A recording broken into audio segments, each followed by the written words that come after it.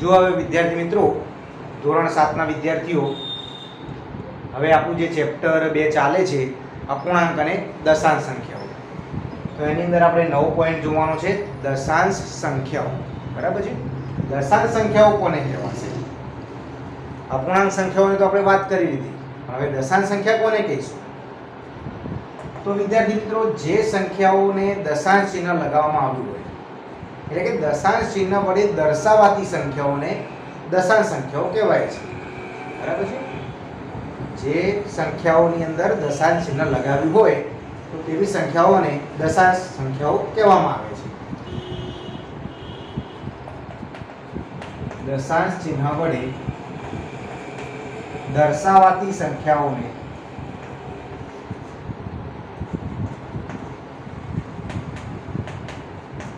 દશાંશ સંખ્યાઓ કહેવાય છે.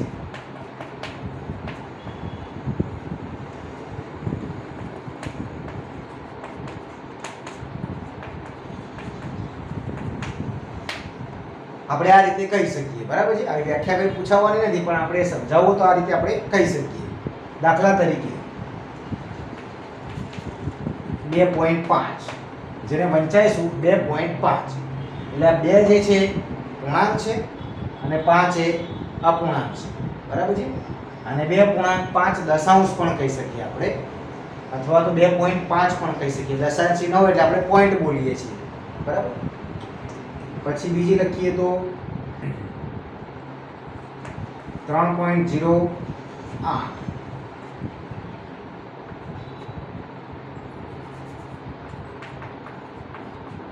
5.25 વગેરે. તો આ બધી સંખ્યાઓ જે છે એને આપણે શું કહી શકીએ?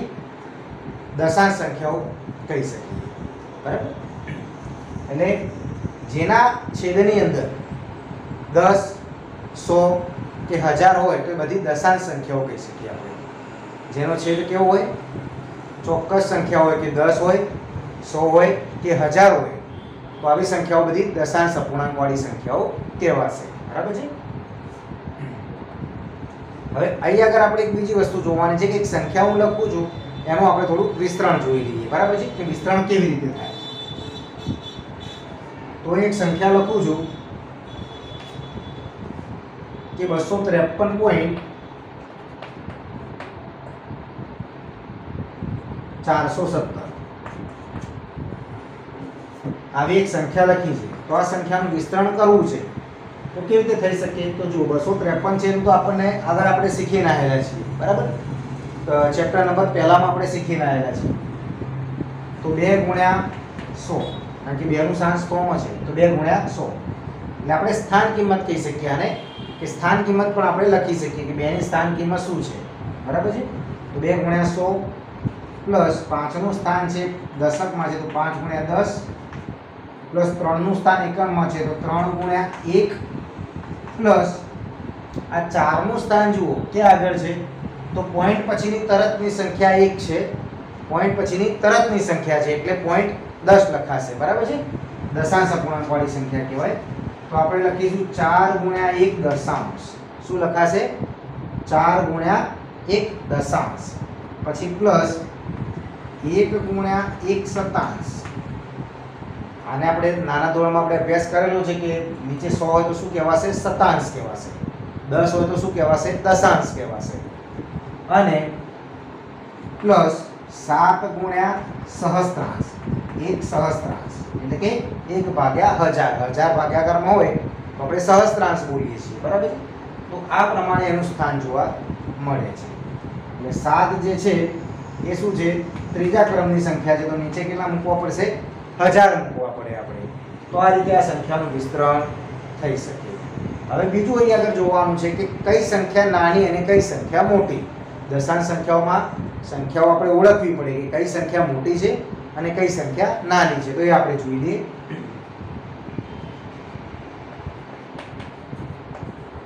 નાની અને મોટી સંખ્યા.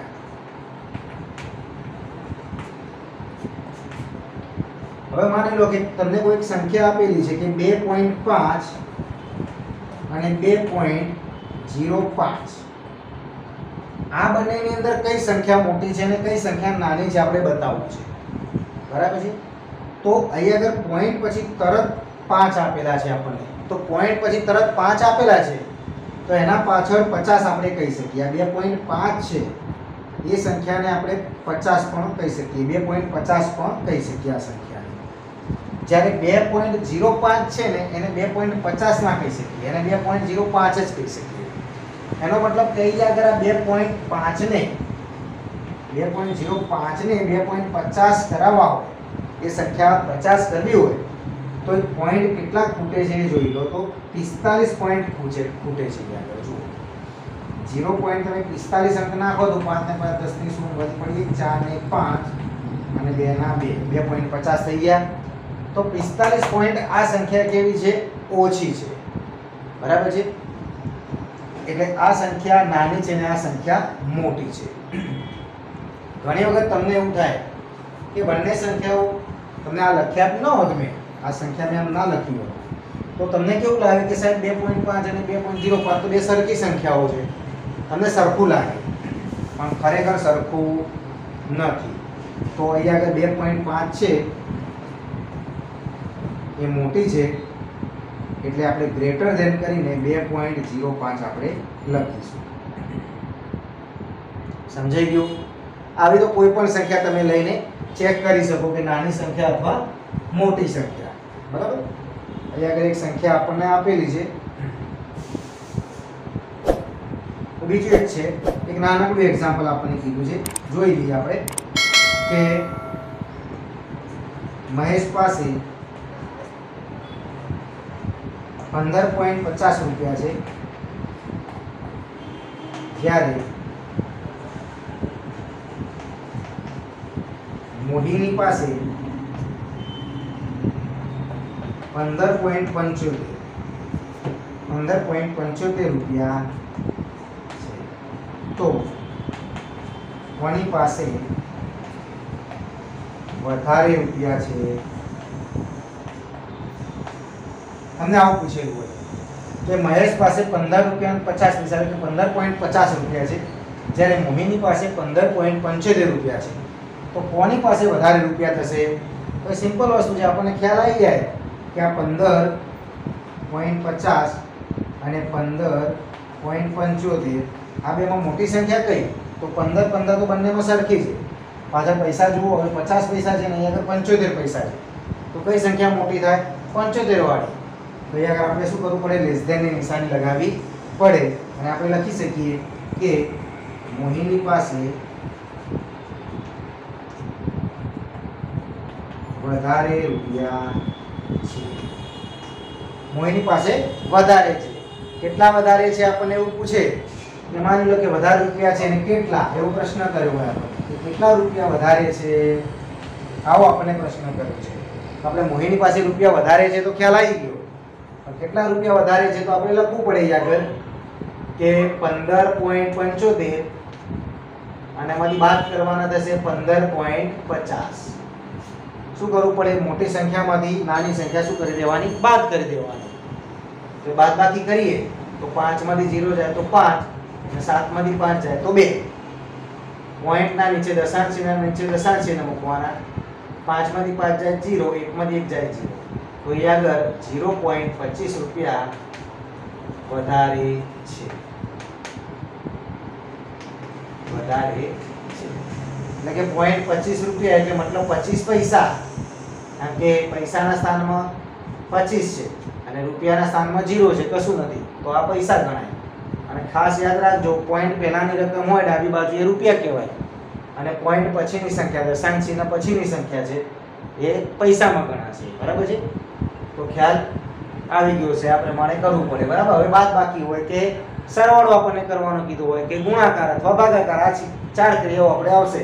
જેમ આપણે આગળ અપૂર્ણાંકની અંદર સરવાળો, ભાગાકાર, ગુણાકાર, બાદબાકી એ કરી જોઈએ. બરાબર છે? એ જ વસ્તુ 4 ક્રિયાઓ આપણે દશાંશ અપૂર્ણાંકમાં કરવાની છે. બરાબર.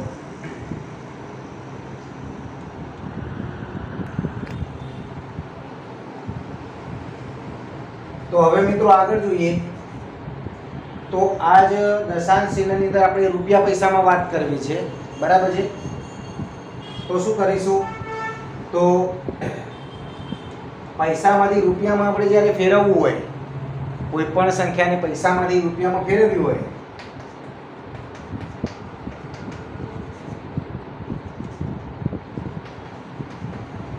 તો આપણે 100 વડે શું કરવું પડે? ભાગવા પડે, કારણ કે આપણને ખબર છે કે 1 રૂપિયો બરાબર 100 પૈસા થાય છે, બરાબર છે? પૈસામાંથી રૂપિયામાં, એટલે 100 પૈસા બરાબર 1 રૂપિયો. આવો આપણે આગળના ધોરણમાં પણ ભણેલા છીએ, બરાબર છે? 100 પૈસા બરાબર 1 રૂપિયો થાય તો આપણે 25 પૈસાને રૂપિયામાં ફેરવવા છે. 25 પૈસા બરાબર 25 ભાગ્યા 100 રૂપિયા, બરાબર છે? તો રૂપિયામાં ફેરવવા માટે આપણે શું કરવું પડશે? 27 વડે ભાગવા પડશે, ઇઝ ઇક્વલ ટુ 0.25. હવે આ 100 જે છે ઉપર 25 છે તો 25 ના 25 પહેલા લખી દેવાના. આ બે પોઈન્ટો છે, 100 એટલે નીચે કેટલા કહેવાશે? બે પોઈન્ટો કહેવાશે. તો બે દશાંશ ચિહ્નને આપણે ડાબી બાજુ ખસવું પડે. આપણું દશાંશ ચિહ્ન અત્યારે હાલ ક્યાં કહેવાય?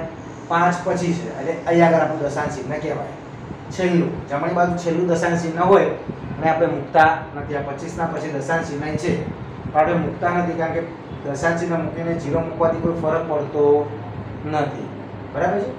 એટલે આપણે એમાં દશાંશ ચિહ્ન દર્શાવતા નથી, પણ આપણે સમજવાનું કે દશાંશ ચિહ્ન ત્યાં છે.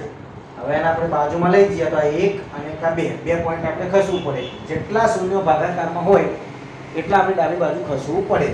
તો ડાબી બાજુ એટલા શૂન્યો આપણે પોઈન્ટ ખસીએ 1 અને 2 તો અહીં આગળ ટપ્પુ આવે આપણું, અને આગળ કશું ના આવે, શૂન્ય લખાયું 0.25. તો આપણે એ લખી કાઢ્યું 0.25 રૂપિયા, બરાબર છે? આ રૂપિયામાં કન્વર્ટ થઈ ગયું. પૈસામાં લાવવું હોય તો આને 100 વડે ગુણવું પડે, બરાબર? હવે આને પૈસામાં પાછા લઈ જવું હોય તો આમ કરી 100 વડે ગુણો એટલે પાછા મૂળ 25 પૈસા પાછા આવી જાય, બરાબર છે? તો આપણને આ વસ્તુમાં ખ્યાલ આવી ગયો, બરાબર છે? હવે જોઈએ તો વજનની વાત કરીએ. કિલોગ્રામ એટલે કે ગ્રામમાંથી કિલોગ્રામ. તો ગ્રામમાંથી કિલોગ્રામમાં આપણને ખબર છે કે 1000 ગ્રામ હોય ત્યારે 1 કિલોગ્રામ કહેવાય.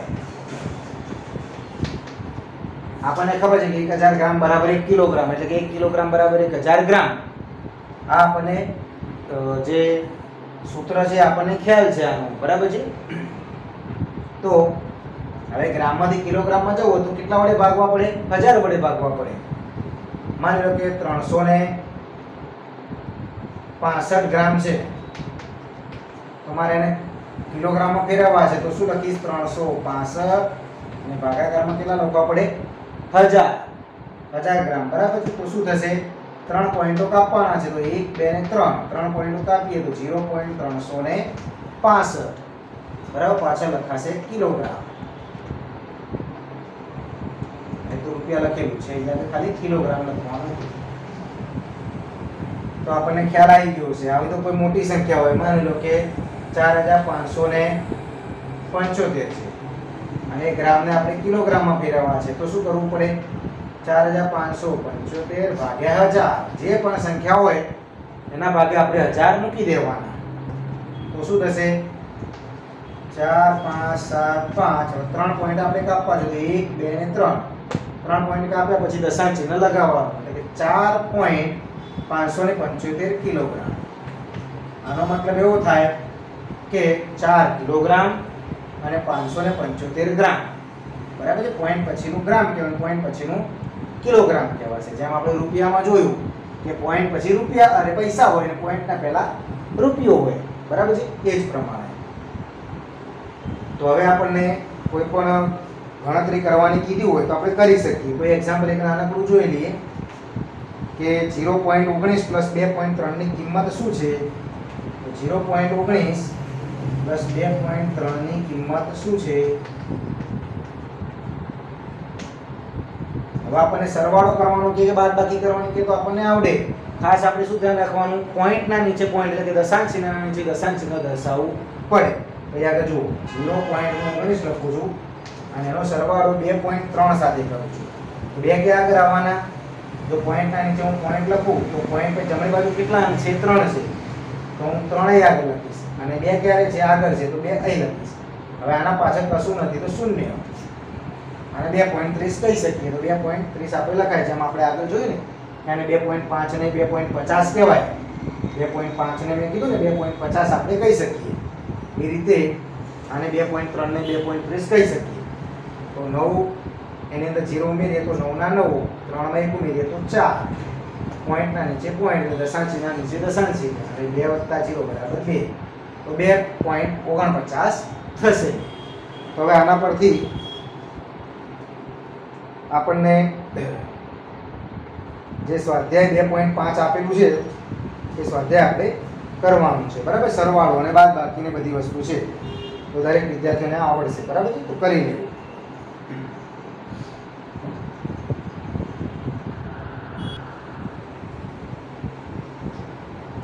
હવે આપણે 9 પોઈન્ટ જોવો છે કે દશાંશ સંખ્યાઓનો ગુણાકાર.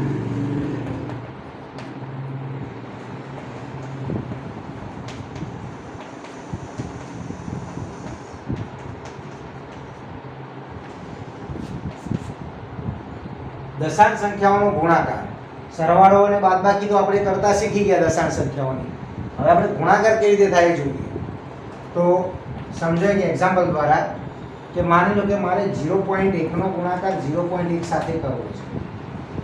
બરાબર, તો આનો ગુણાકાર કેટલો થાય? આ ગુણાકાર આપણને આવડતો નથી. માની લો કે આપણને આવડતો નથી. હવે આગળ 0.1 ગુણ્યા 0.1 કરવાનું આવે તો થોડું અઘરું લાગે આપણને. બરાબર છે, આનો ગુણાકાર કેવી રીતે થાય તો સમજાવું તમને. 0.1 એટલે પોઈન્ટ પછી કેટલા અંક છે? એક જ અંક છે. તો ભાગાકારમાં આપણે એક દશાંશ લખી શકીએ. આપણે વાત કરીએ એ પ્રમાણે. બરાબર છે, અને ગુણ્યા આ પોઈન્ટ પછી એક છે તો એના પણ આપણે એક દશાંશ લખી શકીએ. તો હવે આ તો અપૂર્ણાંકનો ગુણાકાર આપણે આગળ ભણી ગયા. આના આગળનો જે વિડીયો હતો એમાં આપણે ભણી ગયા છીએ. તો શું છે કે બંનેનો ગુણાકાર શું થાય? ગઈ નેક્સ્ટ ટાઈમ આપણે ભણાવ્યો હતો વિડીયો. બરાબર, ગયા શુક્રવારે. તો એ શું છે કે ઉપર ઉપરનો ગુણાકાર ને નીચે નીચેનો ગુણાકાર, અંશનો અંશ સાથે ગુણાકાર 1 × 1 અને છેદનો છેદ સાથે ગુણાકાર 10 × 10 બરાબર 1/100. 1/100 બરાબર 0.2 કાપવાના છે આપણે. તો 1 અને 2 પોઈન્ટ કાપવા હોય તો આગળ કશું નથી એટલે પોઈન્ટ કરી આગળ બીજો 0. તો 0.01 બરાબર છે. તો આ પ્રમાણે આપણે ગુણાકાર કરી શકીએ. સીધે સીધો ગુણાકાર ના કરી શકીએ તો આ પ્રમાણે આપણે કરી શકીએ.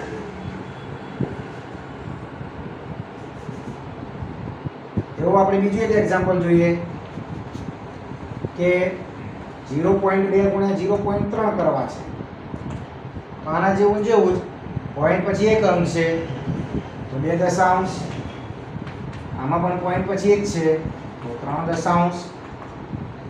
ઉપર ઉપરનો ગુણાકાર 3 × 6, નીચે નીચેનો ગુણાકાર 100. 10 × 100. જવાબ 6 તો ખરા. 2 પોઈન્ટ કાપવા છે તો એક તો છે 6 એક પોઈન્ટ કહેવાય. બીજો નથી એટલે 0 લગાવવાનો. આગળ દશાંશી, આગળ એક 0. 0.06 પોઈન્ટ પછી 2 અંક રહેવા જોઈએ. આપણે યાદ રાખવાનું 100 છે તો પોઈન્ટ પછી 2 અંક રહેવા જોઈએ. બરાબર છે. આ તો આપણે એક સંખ્યા લીધી. કોઈ બીજી સંખ્યા હોય એનો પણ આપણે ગુણાકાર તે કરી શકીએ. માની લો કે બીજો આપણે જોઈએ તો 5.6 અને 3.5 આવો ગુણાકાર છે. તો આ બંને સંખ્યાનો ગુણાકાર કરવો છે તો 5.6 એટલે 56 દશાંશ કહેવાશે. એક પોઈન્ટ કાઢી નાખીએ એટલે પોઈન્ટ પછી એક છે તો નીચે 10 અને ગુણ્યા 3.5 છે તો 35/10 કરી શકીએ આપણે આવું. બરાબર, હવે 56 × 35 કરવાનું. 56 × 35 ભાગાકારમાં 10 × 10 = 100. હવે 56 × 35 આપણે કરી શકીએ. 0 6 તરી 18 નો આંકડો વધી પડી 1 5 તરી 15 ને 100. 5 36 ની 0 વધી 3 5 5 25 26 27 ને 28 0 8 ના 16 નો સગડો વધી પડી 1 4 8 ને 9 1960. આનો જવાબ છે 1960. નીચે આપણે કેટલા પોઈન્ટ આપેલા છે? નીચે 100 છે આપણે જવાબમાં શું લખી શકીએ 19.60 પોઈન્ટના પહેલા આગળ 2 જે છે એ કાપી નાખવાના તો 2 પોઈન્ટ કાપી દશાંશને લગાવી દેવાના બે સમયના એટલે 19.60 બરાબર છે અને એટલો જવાબ આપણો આવ્યો અને આપણે સીધો જવાબ લાવવો હોય આ બધું જો ગણતરી તમે ના કરો માની લો કે ખાલી જગ્યા પૂછી છે બે આ 5.6 × 3.5 બરાબર ખાલી જગ્યા એવું પૂછ્યું હોય તમને તો આ બધું કરવાની કોઈ જરૂર નથી સીધું ડાયરેક્ટ કઈ આને 56 સમજો અને 35 સમજો યાદ રાખવાનું આપણે કેટલા પોઈન્ટ કાપવાના છે બંનેમાંથી એક એક એટલે 2 પોઈન્ટ કાપવાના છે છેલ્લે તો 56 × 35 સીધો રફમાં કરી નાખો અને જે જવાબ આવ્યો 1960 તે 1960 ખાલી જગ્યામાં લખીને 2 પોઈન્ટ કાપી લખી કાઢવાના એટલે કે 19.60 તો આ પ્રમાણે દરેક વિદ્યાર્થીઓને આવડશે બરાબર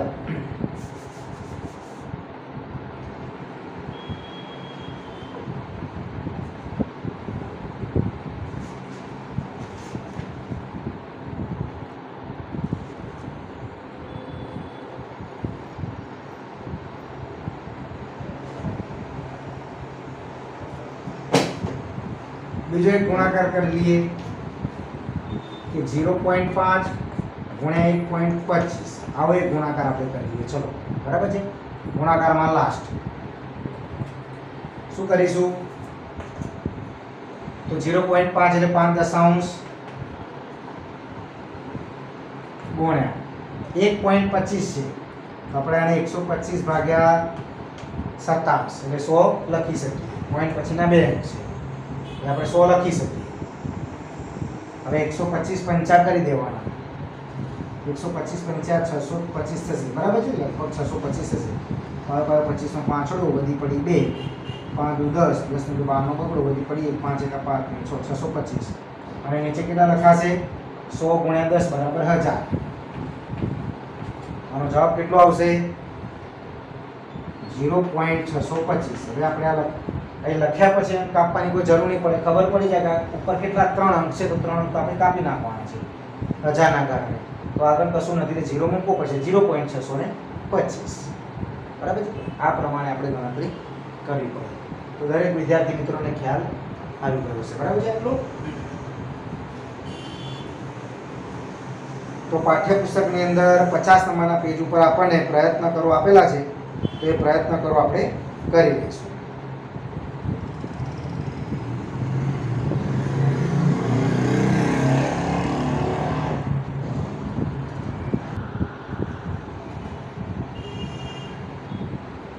હવે એક વ્યવહારુ દાખલો આપણને આપ્યો છે કે સમભુજ ત્રિકોણની બાજુની લંબાઈ 3.5 સેન્ટીમીટર છે તો તેની પરિમિતિ શોધો આપણને પરિમિતિ શોધવાની કીધી છે શું આપેલું છે ત્રિકોણ અને પાછું કેવું આપ્યું છે સમભુજ હવે સમભુજ એટલે વિદ્યાર્થી મિત્રો કેવો ત્રિકોણ કહેવાય કે જેની ત્રણેય બાજુ કેવી હોય સરખી ભુજ એટલે બાજુ ત્રણેય બાજુ જેની સરખી હોય તેવો ત્રિકોણ એને સમભુજ કહેવાય સમ એટલે સરખો અને ભુજ એટલે બાજુ સરખી બાજુવાળો ત્રિકોણ જેની લંબાઈ 3.5 સેમી છે તો તેની પરિમિતિ આપણને શોધવાની કીધી છે તો લખીશું કે ત્રિકોણની પરિમિતિ બરાબર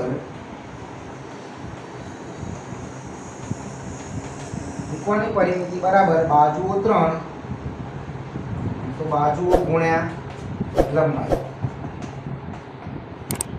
બરાબર બાજુઓ કેટલી છે 3 ગુણ્યા લંબાઈ આપી છે આપણને 3.5 છે તો આ થઈ ગયો આના જેવો સાદો દાખલો 3 ગુણ્યા 35 દશાંશ હવે આના નીચે કશું નથી લેખ તો થઈ ગયો અપૂર્ણાંકનો અપૂર્ણાંક સાથેનો ગુણાકાર 35 ગુણ્યા 3 કરો તો 5 તરી 15 નો પાંચડો વધી પડી 3 તરી 9 ને 10 35 તરી 105 ભાગાકારમાં 10 એકા 10 બરાબર 10.5 તો પરિમિતિ મળશે આપણને 10.5 સેન્ટીમીટર સુધી બરાબર છે એવું ને એવું આપણને એક એક્ઝામ્પલ આપ્યું છે કે એક લંબચોરસની લંબાઈ આપી છે 7.1 સેન્ટીમીટર અને તેની પહોળાઈ આપી છે 2.5 સેન્ટીમીટર તો લંબચોરસનું ક્ષેત્રફળ શોધો હવે લંબચોરસનું ક્ષેત્રફળ આપણને શોધવાનું કીધું છે તો દરેક વિદ્યાર્થી મિત્રોને ખાસ કે આપણને આ સૂત્ર આવડતું હોવું જોઈએ આગળના ધોરણમાં આપણે પહેલા શીખવાડેલું છે ધોરણ 5 માં પણ આવી ગયેલું છે છઠ્ઠા ધોરણમાં પણ કદાચ આવી ગયેલું છે તો આપણને લંબચોરસનું ક્ષેત્રફળનું સૂત્ર આવડતું હોવું જોઈએ તો લખીશું લંબચોરસનું ક્ષેત્રફળ બરાબર લંબાઈ ગુણ્યા પહોળાઈ બરાબર છે. તો લંબાઈ ગુણ્યા પહોળાઈ. તો લંબાઈ કેટલી આપી છે આપણને કે 7.1 સેન્ટીમીટર, તો લખીશું 7.1 અને ગુણ્યા પહોળાઈ આપણને કેટલી આપી છે 2.5, તો લખીશું 2.5 પહોળાઈ. 7.1 અને 2.5 તો એનો ગુણાકાર તો આપણે આગળ કર્યો 5.6 અને 3.5 એના જેવો. તો એ સાદો ગુણાકાર, ખાલી આ બધું ખાલી આપણને લિખિતમાં આપેલું હોય એટલે વ્યવહારુ દાખલો બતાવેલો હોય, બાકી ગણતરી તો એની એ જ આવતી હોય. તો 7 એટલે 71 દશાંશ કહેવાશે અને ગુણ્યા 2.5 એટલે 25 દશાંશ. હવે 71 અને 25 નો ગુણાકાર કરી નાખો. 71 ગુણ્યા 25 અને ભાગ્યા દશેદાંશ 100. તો 71 25 નો ગુણાકાર બાજુમાં કરી નાખવાનો રફમાં. 0 2 એકા 2 7 દુ 14. કેટલા વિદ્યાર્થીઓ તો હજુ ઘણી વખત ખબર નહીં કે 0 શેનો મૂકીએ છીએ આપણે, તો ખાસ જેને ના ખબર હોય અભ્યાસ કરી લેજો. એકમ અને દશક બે સંખ્યાઓ છે, દશકને અહીં આગળ આપણે શૂન્ય મૂકીએ છીએ, બરાબર છે. અને પછી 2 થી ગુણાકાર ચલાવીએ છીએ. 2 એકા 2 અને 2 સિત્તુ ને 14. હવે એકમનો વારો આવ્યો તો એકમ આપણે શૂન્ય મૂકવાની હોતી નથી, તો 5 એકા 5 અને 5 સિત્તુ ને 35. તો આ રીતે સરવાળો થાય પછી બંનેનો. 5 ના 5, 5 માં 2 ઉમેરીએ તો 7, 4 માં 3 ઉમેરીએ તો 7 અને 1 ના 1, તો 1775. તો 1775. ઘણા વિદ્યાર્થીઓના દાખલા જ આવતા નથી હોતા ક્લાસની અંદર, આવા 2-5 વિદ્યાર્થીઓ તો નીકળતા હોય છે. તો આ વસ્તુ ખાસ શીખી લેવાની, બરાબર છે. આ નાના ધોરણમાં આપણે ભણેલા છીએ. તો હવે 1775 આવ્યો એને બે દશાંશ એને આપણે કાપવા છે. 100 એટલે 2 પોઈન્ટ કાપવાના છે. તો આ 1 ને 2 પોઈન્ટ કાપીએ તો 17.75. તો દરેક વિદ્યાર્થી મિત્રોને આટલા સુધીમાં ખ્યાલ આવી ગયો છે કે કેવી રીતે આપણે આ દાખલા ગણી શકીએ, બરાબર છે. તો આના પરથી એક